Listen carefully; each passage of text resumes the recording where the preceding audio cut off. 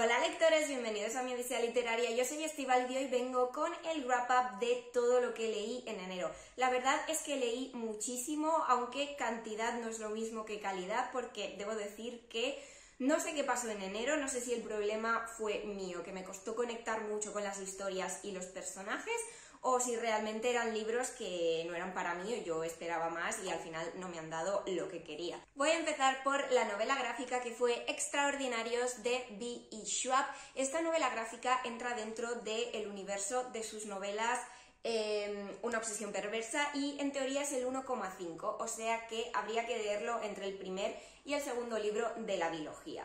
Es un mundo en el que existen estos extraordinarios que son gente con poderes que adquieren al morir. Mueren durante un breve periodo de tiempo por cualquier circunstancia y reviven con un poder en concreto que tiene que ver con ellos, con su vida, con su obsesión o con cómo murieron. La verdad es que esta novela gráfica nos habla de un personaje que no es central en las novelas, de hecho creo que ni aparece por lo que recuerdo, simplemente sí que sigue un poquito a uno de los dos protagonistas de la biología, que básicamente lo que hace es intentar acabar con estos extraordinarios porque cree que no se merecen esos poderes. Así que aquí vamos a ver un poco la historia de esta chica que murió, renació con unos poderes concretos y ahora la quieren matar, de modo que tiene que huir. Y además de eso, al final de todo incluye un relato corto, este de aquí, que como veis ya no es novela gráfica sino un relato, aunque con esta maquetación tan particular, que también tiene que ver con un extraordinario. A ver, la historia está bien, lo que pasa que es muy cortita, tampoco es absolutamente imprescindible. Si queréis leeros solo los libros de Una obsesión perversa, no os perdéis nada por no leer esta novela gráfica. Pero bueno, es un buen complemento, así vemos otros extraordinarios, otros poderes y además sí que plantea algunas cosas que creo que serán interesantes de cara a las siguientes novelas gráficas. Vale, he decidido que voy a quitarme primero de encima lo que no son novelas propiamente dichas, así que ahora vamos con el manga de Frozen 2 de Arina Tanemura. Sé que no suelo hablar de los mangas que leo porque todavía no he encontrado la manera de hacerlo, pero bueno, este es un manga independiente que simplemente es la adaptación de la película de Frozen 2. A mí el estilo de dibujo de Arina Tanemura me fascina, la conocí en Kamikaze Kaito Yanna y la verdad es que tiene un estilo que a mí me parece preciosísimo. A ver si encuentro, no sé si podéis verlo un poquito. Pero bueno, que el dibujo alucinante, eso ya me lo esperaba. Y la historia me gusta, evidentemente, es Frozen 2. Es una adaptación de la película, pero tiene casi todas las escenas. Lo que pasa que sí que me he encontrado con que hay partes en las que creo que se han comido información un poquito importante. Es decir, evidentemente no nos lo pueden dar todo porque pues, es un formato más corto que una película, se lee de una sentada, creo que son unas 160 páginas, puede ser. Y en líneas generales la adaptación está muy bien, pero sí que he notado que en algunos puntos faltaban como detalles y quedaba la trama o las explicaciones un poquito inconexas. Claro, al haber visto la peli ya varias veces, mi cerebro rellenaba automáticamente esos espacios en blanco, pero creo que el manga debería ser autónomo en sí mismo, debería contar toda la historia completa y no deberíamos necesitar haber visto la peli para entenderlo al 100%. A continuación tenemos La biología, los dos duques de Wynham, de Julia Quinn. Es la historia de dos hombres que podrían o no ser el duque de Wynham. Uno de ellos, Thomas, ha vivido toda su vida ostentando el título de duque, pero de repente surgen dudas porque hay un asaltador de caminos que se parece sospechosamente al hijo mayor de la duquesa viuda. Voy a empezar hablándoos del primero de la biología, que es el duque de Wynham, y debo decir que desgraciadamente me ha parecido uno de los libros más flojos, si no el más flojo de Julia Quinn que yo he leído hasta el momento. No he podido conectar con los personajes, me parece que no tenían buena química, me ha faltado la chispa habitual de las historias de Julia Quinn en los diálogos, etcétera.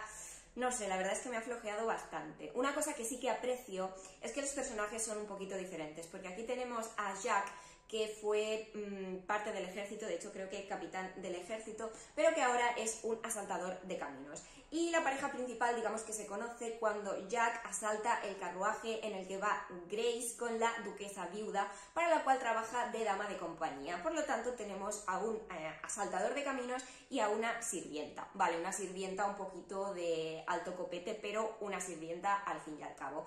Eso la verdad es que es bastante diferente y lo he apreciado, pero digamos que un poco hasta ahí. Se supone que Jack es encantador y gracioso, pero sinceramente a mí simplemente me ha parecido un poquito fantasma. Y a Grace la compadezco mucho por tener que trabajar para la duquesa viuda, porque esa señora no es ni humana, o sea, es un monstruo cruel.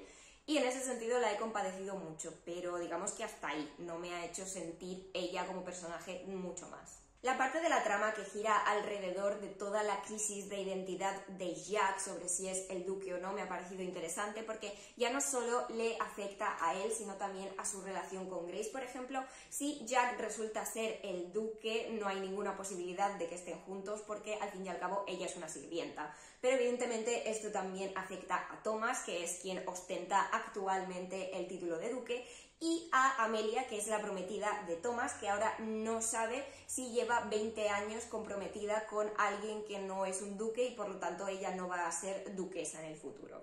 La verdad es que me habría gustado bastante ver la perspectiva de Thomas y Amelia también en este primer libro, lo que pasa que para eso tuve que esperar al segundo, ahora os hablaré de él, pero creo que habría hecho esta historia un poquito más redonda. A ver, como siempre, la pluma de Julia Quinn es súper ágil, se lee en un santiamén, pero sí que es verdad que este libro en particular no me ha tenido tan enganchada como la mayoría de sus libros. Y pasamos a la segunda parte de esta biología, que es la prometida del duque. Como os he comentado, esta es la historia de Thomas y Amelia. Thomas, que es quien ha ostentado el título de duque prácticamente toda su vida, desde que murió su padre, y Amelia, que lleva prometida al duque 20 años, los prometieron cuando eran niños, y que espera ser duquesa algún día. Pero claro, cuando aparece Jack y descubren que está emparentado con ellos y que podría ser el heredero legítimo del ducado, las cosas se complican muchísimo, porque entonces es válido el compromiso matrimonial que tienen Thomas y Amelia. ¿Qué pasará si él no acaba siendo el duque? ¿Se casarán sí o no? Y el caso es que él ha estado ignorando a Amelia prácticamente los 20 años que llevan de compromiso. Evidentemente, si no eligieron ellos estar prometidos, pues es una situación un poco complicada. Pero, como suele pasar en estas historias, justo empieza a fijarse en ella en el momento en el que su posición como duque está un poco en entredicho. La verdad es que esta segunda parte me ha gustado muchísimo más. En los personajes sí que he detectado química entre ellos, a pesar de que ha sido, digamos, un poco progresivo, porque ya os digo, él la ha estado ignorando mucho tiempo, pero poco a poco se va dando cuenta de que es una gran mujer. Sus diálogos, sus escenas, el desarrollo, todo me ha gustado muchísimo más. Si hay que ponerle una pega al libro, y tiene una, es que se me ha hecho un poquito repetitivo, porque La prometida del duque sigue cronológicamente la misma línea temporal que El duque de Windham. Eso significa que pasan a la vez y que por lo tanto hay escenas repetidas. Las escenas que en el primer libro veíamos desde el punto de vista de Jack o de Grace, en este segundo libro las tenemos desde el punto de vista de Thomas y Amelia. Y sí, como os he dicho, sus perspectivas me interesaban más y creo que habrían hecho más redondo el primer libro. Pero al tener las escenas repetidas en los dos libros, digamos que se puede llegar a hacer un pelín pesado. Evidentemente, este libro también tiene escenas nuevas, que son en las que aparecen solos Thomas y Amelia, que en el primer libro no salían, evidentemente. En el primer libro ellos solo aparecían cuando tenían escenas con Jack y Grace, y aquí tenemos escenas individuales suyas, lo cual sí que me ha gustado, pero como ya os digo, de todas maneras se hace un poquito repetitivo. Yo creo que la manera ideal de haber enfocado esta historia habría sido hacer un único libro con 4 puntos de vista. Ya sé que en romance histórico no es eso lo que se lleva es hacer un libro por cada pareja, y es lo que tenemos en esta biología, pero creo que en esta ocasión, con un libro quizá un poquito más largo, evidentemente, con los 4 puntos de vista habría estado mejor. Pero como eso no es lo que tenemos, como mínimo os recomiendo que no os los leáis muy seguidos, como hice yo. Yo me acabé uno y prácticamente empecé el otro, no sé si leí otro libro entre medias, pero los leí muy seguidos y por ese motivo se me hizo repetitivo. Así que quizás si dejáis un tiempo entre el primero y el segundo, no se os hará tan pesado repetir las escenas, porque para vosotros, si ya se os ha empezado a olvidar un poquito, pues será como refrescarlas. En enero también leí La música de tu voz de Laura Iber, que es el primer libro en la serie Tu voz, y nos habla de una chica, Emily, que un día se tropieza con el cantante de un famosísimo grupo por el que su amiga se vuelve totalmente loca, aunque a ella sinceramente pues no le interesa mucho. Es una historia contemporánea que yo calificaría como new adult y que recorre al cliché de la chica normal que se topa con un famoso al que al principio no es que no soporte, pero la verdad es que le llama más bien poco la atención. Lo cierto es que yo personalmente no he consumido mucho este cliché, sé que es un cliché popular, que hay muchos libros y muchas películas que lo utilizan, pero yo personalmente me he dado cuenta al pensar en ello de que no he visto ni muchas películas ni he leído muchos libros que utilicen este cliché, así que me parecía interesante porque prometía un cambio respecto a lo que estoy acostumbrada a leer, y debo decir que agradezco mucho que la autora no haya tirado por el drama excesivo, porque la verdad es que es una situación y un cliché que podría dar pie a bastante drama. Además, él tiene una ex también famosa con la que rompió y acabó de muy malas maneras, pero ella ahora parece que quiere volver con él y lo persigue y crea situaciones incómodas que misteriosamente la prensa está allí para captar. Bueno, la cosa es que podría haberse llevado con bastante drama, que sabéis que es algo que no me gusta, pero me ha sorprendido gratamente que la autora no ha tirado por ahí. Evidentemente hay conflictos en la trama, porque si no prácticamente no hay historia, pero me ha gustado mucho cómo lo ha llevado. Creo que lo ha llevado todo de manera muy sana, creo que hay cero toxicidad en el libro, lo cual es muy de agradecer. De modo que no tenemos drama, pero sí que tenemos conflicto, y a este respecto debo decir que el conflicto quizás se me ha quedado un pelín corto. Creo que podía haberse explotado con un pelín más de intensidad sin llegar al drama, o quizá lo que me ha faltado es conectar un poco más con los personajes para realmente yo sentir las cosas, sus problemas, sus sentimientos con más intensidad. Y bueno, debo decir que ese problema de conexión sí que me ha afectado a la hora de disfrutar también de la relación romántica. Como os digo, es una relación que me gusta mucho por su cero toxicidad, pero también me ha faltado un poquito más de intensidad. En algunos puntos me parecía que el desarrollo se daba más bien porque era el siguiente paso lógico pasar a algo más romántico después de haberse encontrado por casualidad y de caerse bien, etc. Me ha parecido que era más por ser el siguiente paso lógico que por sentir ellos algo muy intenso el uno por el otro. Pero otro punto a favor de la historia es que se lee súper rápido, los capítulos son bastante cortos, alternan la perspectiva de los dos protagonistas, y la pluma de la autora la verdad es que es súper ágil y muy cercana, así que la lectura se hace agradable. Y ahora vamos con un libro que últimamente levanta pasiones en la comunidad. Yo confieso que al principio no estaba segura de querer leerlo porque leí algunos avisos de contenido y dije, bueno, a lo mejor me lo puedo saltar, pero ha levantado tanto hype, tanto entusiasmo, que al final me picó el gusanillo y dije, tengo que ver de qué va la cosa. Estoy hablando de Sangre y cenizas de Jennifer L. Armentrout, que es el primer libro de una nueva saga de esta prolífica autora. Principalmente os puedo decir que es la historia de Poppy, que es la doncella. ¿Qué significa ser la doncella? Bueno, pues básicamente que es la elegida desde su nacimiento para dar comienzo a una nueva era. Pero esto significa también que la vida de Poppy nunca le ha pertenecido, porque jamás podrá ser tocada, apenas puede ser mirada o apenas pueden hablarle directamente. Digamos que lleva una vida muy protegida y ha estado siempre muy recluida. De tal manera que cuando llega Hawk, que es su nuevo guardia, y el chico pues es un dechado de masculinidad y atractivo, Poppy, evidentemente, porque es humana y es una mujer a la que han tenido recluida casi toda su vida, empieza a sentir cosas.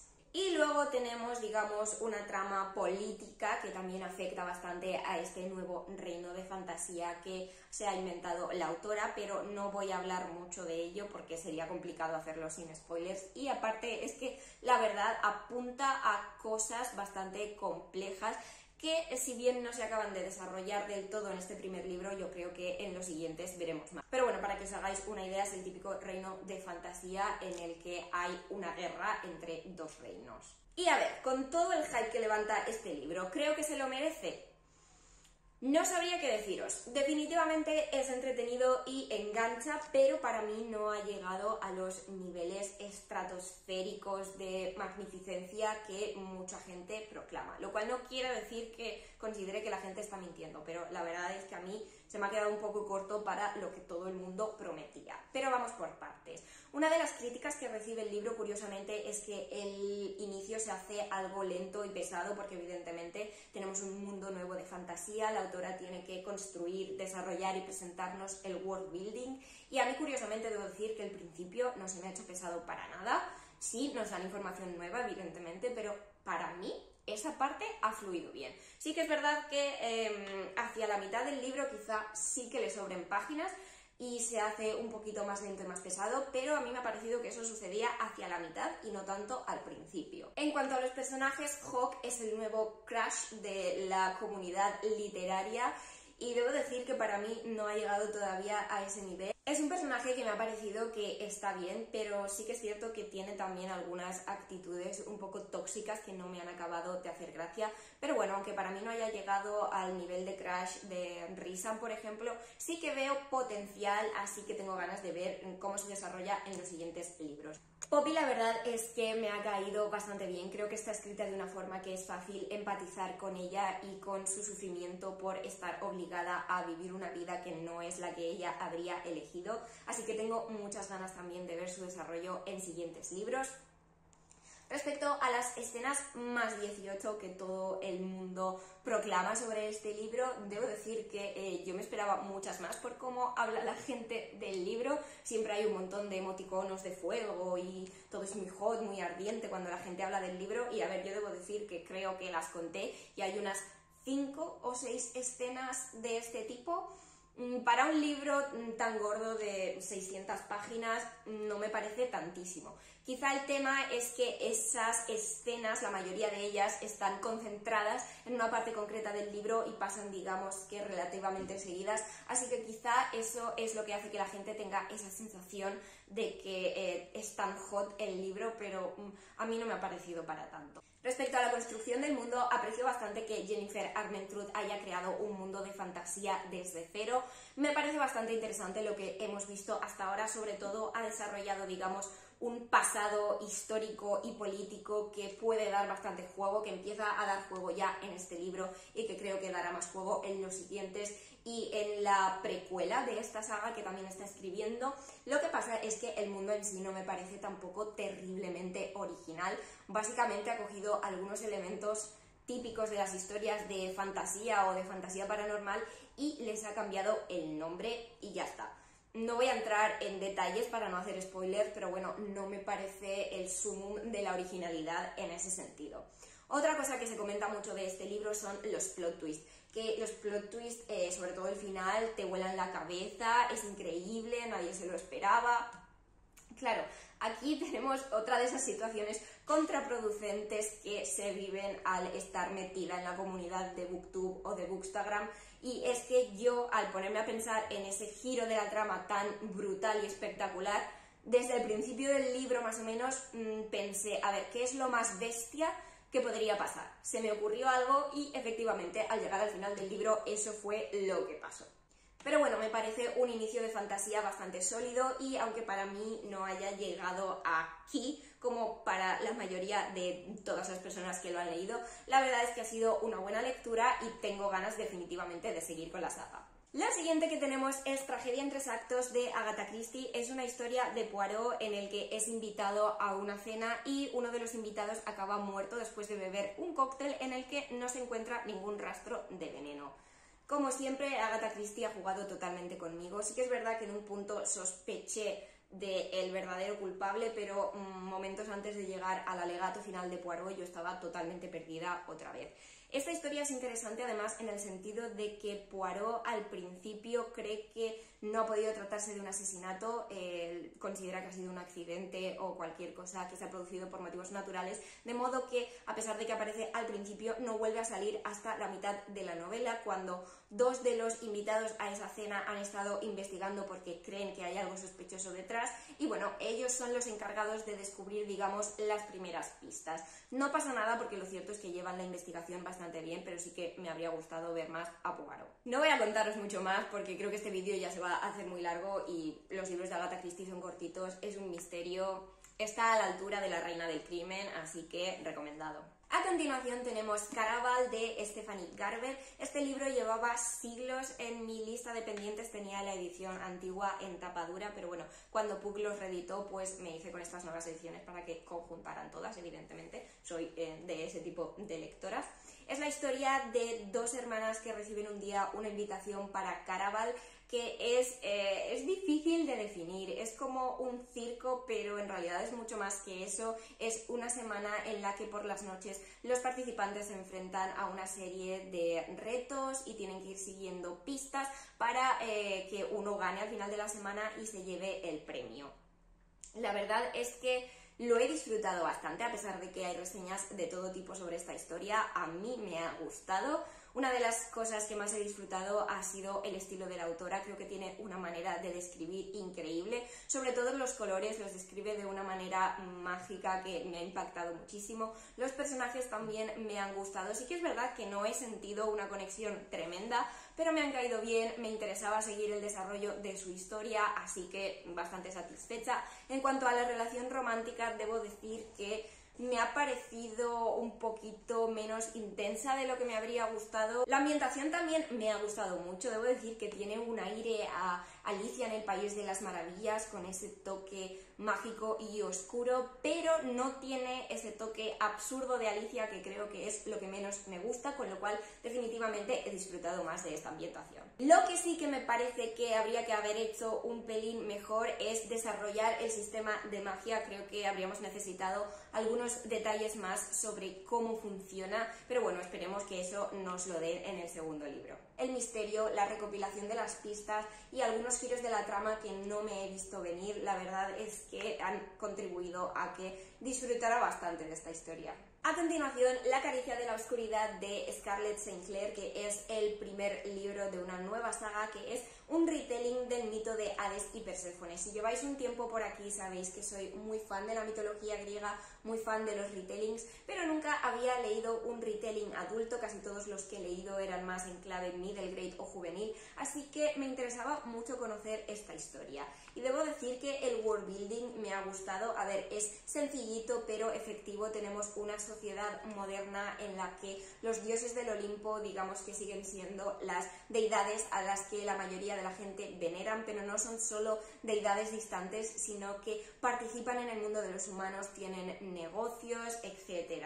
Y ahí es donde encontramos a Hades, que tiene un club nocturno donde hace apuestas además con los humanos, y luego tenemos a Perséfone, que ha vivido toda su vida oculta. Los demás dioses no saben de su existencia, porque además es una diosa cuyos poderes no funcionan. Es la diosa de la primavera, pero en vez de hacer crecer las cosas, las plantas y las cosas vivas se marchitan cuando ella las toca. Si hablamos de los personajes, debo reconocer que Hades se me ha quedado un poquito corto como interés romántico y el personaje del que había que enamorarse. Creo sinceramente que aunque hay partes de él que me gustan, también hay otras que no tanto. Se comporta de manera un poquito tóxica, lo cual quizá habría que haber esperado, porque a ver, todos sabemos cómo va el mito de Hades y Perséfone. Hay ciertos elementos ahí que son bastante tóxicos de por sí.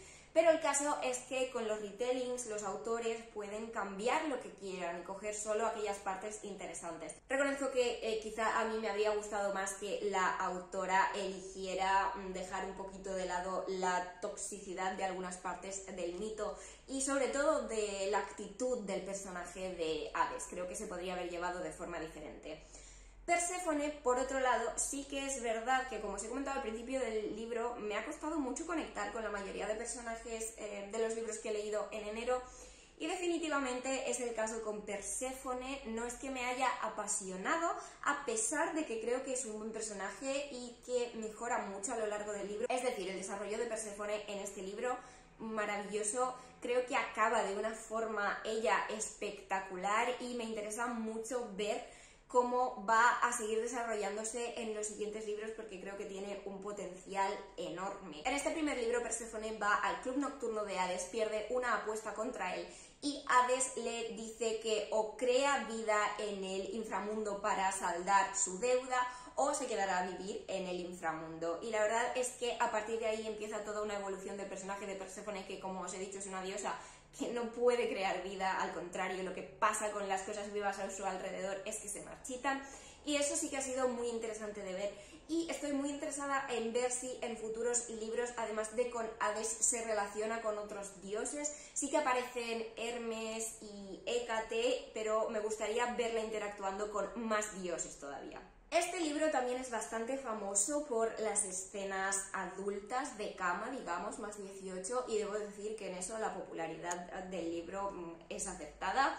Sí que es verdad que hay algunas escenas que no se han desarrollado del todo como a mí personalmente me gusta, pero bueno, en esta ocasión todos los emoticonos de fuego, la verdad es que están justificados. A modo de resumen final, digamos que, según tengo entendido, este es el primer libro de la autora y me parece que eso se nota, le falta un pelín de desarrollo a la trama en algunos puntos, pero definitivamente creo que tiene potencial y yo sinceramente sí que le voy a dar una oportunidad al segundo libro. Y lo último que quería comentar es al respecto de cierta polémica que ha surgido con este libro en las redes, y es que este libro está contado desde la perspectiva de Perséfone, pero hay otro libro que recoge, digamos, los acontecimientos de este primer libro desde la perspectiva de Hades. Por lo tanto, tenemos sus escenas con Perséfone desde la perspectiva de él y además otras escenas con otros dioses, etc. Este libro, el libro de Hades, no ha salido todavía en España y digamos que hay mucha gente que se ha indignado bastante por el hecho de que la editorial no ha dicho nada al respecto de si lo va a traer a España o no. La gente dice que es un libro imprescindible, súper necesario. Incluso hay una guía de lectura que propone una experiencia lectora que es leyendo los capítulos de los dos libros combinados, digamos, el primero de La Caricia de la Oscuridad, los dos primeros de Hades, luego volvemos aquí, para que la experiencia se haga más redonda. Sinceramente, podrá ser una experiencia de lectura interesante lo de combinar los dos libros y los dos puntos de vista, pero un libro debería ser completo y redondo por sí mismo, sin necesitar otro libro entero para complementarlo y que la experiencia sea la óptima. O sea, este libro debería sostenerse por sí mismo y no debería necesitar de ese libro de Hades. Es más, el libro de Hades se publicó en tercer lugar en esta saga, la autora publicó este libro, el segundo, y luego sacó la historia de Hades que sigue los eventos de este primer libro también. Por lo tanto, sinceramente, no creo que la autora planeara o tuviera la intención de que fuera un libro absolutamente imprescindible, con lo cual me parece que la gente se ha pasado un poco con las críticas a la editorial. Seguimos con The Shadows Between Us de Tricia Levenseller. Es un libro autoconclusivo de fantasía juvenil que se va a publicar ahora en marzo en España, así que si os interesa leerlo va a estar muy prontito aquí, aunque debo decir que el inglés no es demasiado difícil. Hay algunos términos sobre el vestuario o el ambiente palaciego que quizás sí que pueden ser un pelín más complicados, pero en general tiene un nivel bastante sencillo, me parece a mí. Es la historia de Alessandra, que es una chica que tiene planeado llegar a la corte, conquistar al rey, matarlo y quedarse con su reino. Lo vendían como un romance entre dos Slytherins y la verdad es que debo decir que a ese respecto el libro da lo que promete. De hecho, la historia empieza ya contándonos algunas cosas bastante turbias de la protagonista y debo decir que sí, que son Slytherins sin medias tintas. Conforme avanza la trama vemos que son ambos dos personajes prácticamente sin escrúpulos y madre mía, creo que eso hace que cueste un poquito conectar con ellos, y por lo menos es lo que me ha pasado a mí, pero lo que sí que está claro es que son el uno para el otro. Sí que le ha faltado algo, no sabría definiros exactamente el qué, pero me ha dejado con la sensación de que quizá le falta un poquito de trabajo. Puede deberse a que, a pesar de que es fantasía con romance, me parece que la parte de la fantasía se deja bastante de lado a favor del romance. No me ha importado excesivamente porque la verdad es que me ha gustado el desarrollo de la relación romántica. Desde luego es una relación muy diferente porque pensad que ella lo que quiere al principio es matarlo. De hecho, lo que quiere al principio y lo que quiere o cree que quiere durante la mayor parte del libro, así que ese enfoque definitivamente ha sido distinto y diferente. Pero sí que es verdad que creo que a la parte de fantasía le falta un poquito de trabajo porque al final ha quedado muy de lado. La verdad es que yo esperaba que toda la trama de las intrigas palaciegas tuviera también un pelín más de peso porque otro de los detalles que se nos cuenta la sinopsis es que Alessandra se quiere casar con el rey y quiere matarlo, pero descubre que hay otras personas que quieren matar al rey, así que tiene que frustrar esos intentos de asesinato para que la muerte del rey se produzca pues una vez haya conseguido conquistarlo y se haya casado con él. La verdad es que quizá en ese aspecto yo me esperaba otra cosa del libro. Y llegamos a un libro que, de nuevo, no fue para nada lo que yo esperaba. Me ha pasado mucho en enero, pero bueno, en esta ocasión os hablo de The Heart Principle de Helen Kwan. Es el tercer y, en principio, último libro en la trilogía que en España está traducida como La ecuación del amor, que es el primer libro, y El test del amor es el segundo. En principio, Titania ha dicho que este tercero lo traerán a España en 2022, aunque no hay fecha concreta. El tema es que los dos primeros libros eran comedias románticas con el toque adicional o diferente de que uno de los dos integrantes de la pareja se situaba en algún punto del espectro autista, de modo que eran comedias románticas pero con todo ese punto de vista que yo personalmente no había leído y me gustó mucho ir descubriendo poco a poco, porque además el caso es que la autora ella misma está dentro del espectro autista, así que digamos que reflejaba un poquito su experiencia. Cogí este libro con las ganas de leer una comedia romántica, algo que me ayudara a desconectar, y debo decir que no es eso para nada. Es un libro muy diferente que trata temas duros y complicados. Creo que trata temas que son importantes y de los que es importante hablar más y concienciar, pero definitivamente no era lo que yo necesitaba en ese momento. Yo necesitaba desconectar con algo ligero y este libro no es ligero, a pesar de que la portada pueda engañarnos. Pero como os digo, creo que es un libro importante. Yo hace años leí la sinopsis de este tercer libro y me hizo una idea totalmente diferente, porque el hecho es que la autora le pasaron una serie de cosas y decidió que la historia que tenía planeada no era la historia que necesitaba contar. Así que lo cambió totalmente. Por eso yo al principio me sentí un poquito descolocada porque el libro no iba para nada en la dirección que yo recordaba haber leído. El caso es que este libro se centra mucho en Ana, que es nuestra protagonista femenina, y en el hecho de que recibe un diagnóstico, digamos, algo tardío respecto a su autismo, y se centra bastante en cómo se siente ella al tener por fin un diagnóstico y no creerse solamente diferente o rara. También nos habla de cómo reacciona su familia a ese diagnóstico, y la verdad es que en ese punto ha habido escenas muy duras. A mí, sinceramente, me han cabreado e indignado las reacciones de algunas personas y lo he pasado muy mal. O sea, yo buscaba risas y una historia bonita y lo he pasado mal, o sea, he pasado angustia por Ana, porque además su sufrimiento ya no está en su diagnóstico y en cómo reacciona la gente de su alrededor, sino que aquí también se discute el tema de cuando un familiar está enfermo y alguien tiene que dejar toda su vida en pausa para encargarse día y noche de esa persona.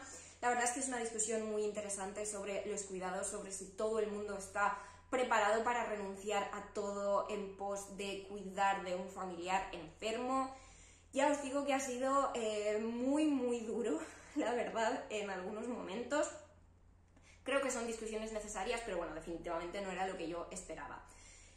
Pero, como os he dicho, este es el libro más autobiográfico de la autora, y prueba de ello es que es el primero de los 3 libros que está narrado en primera persona.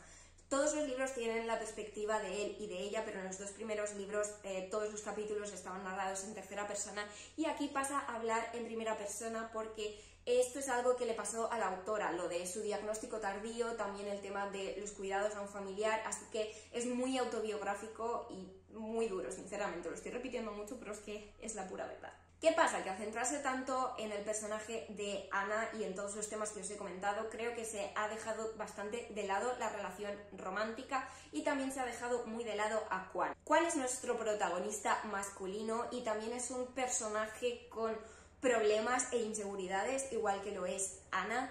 Los suyos vienen a raíz de una enfermedad grave, pero creo que desgraciadamente la autora le ha dejado muchísimo de lado su parte de la trama, todos sus problemas y sus inseguridades, las cosas que él tenía que resolver, creo que no se han resuelto de forma satisfactoria, se han tocado al final muy por encima y a mí me ha dado la sensación de que Quan no ha tenido lo que se merecía en este libro, no ha tenido la atención que los personajes masculinos han recibido en los 2 libros anteriores. Y respecto al final, ya sabéis que las comedias románticas se caracterizan porque tienen un final feliz, así que sinceramente no sé si calificar este libro de comedia romántica, yo diría que no.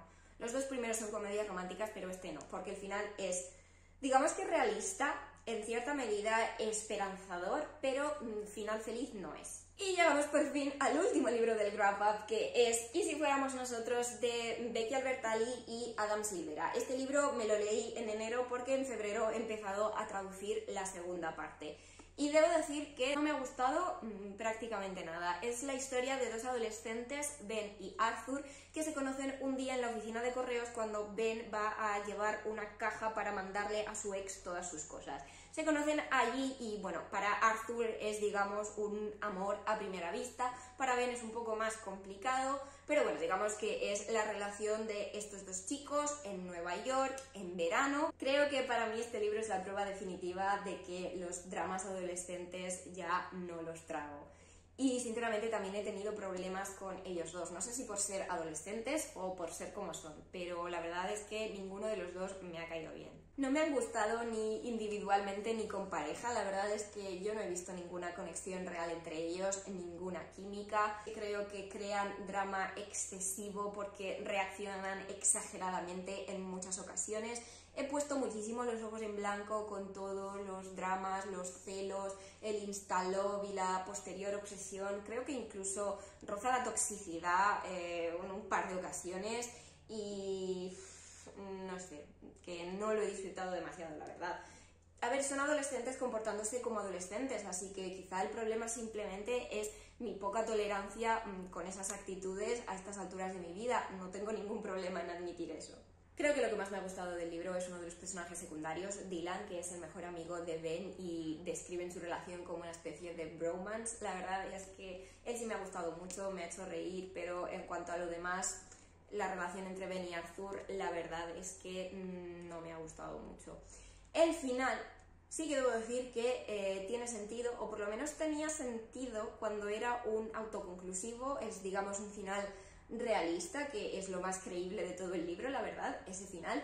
Pero ahora que va a haber una segunda parte, pues ya veremos. De hecho, la estoy traduciendo ahora y no voy a adelantaros nada porque ya os hablaré de esa segunda parte.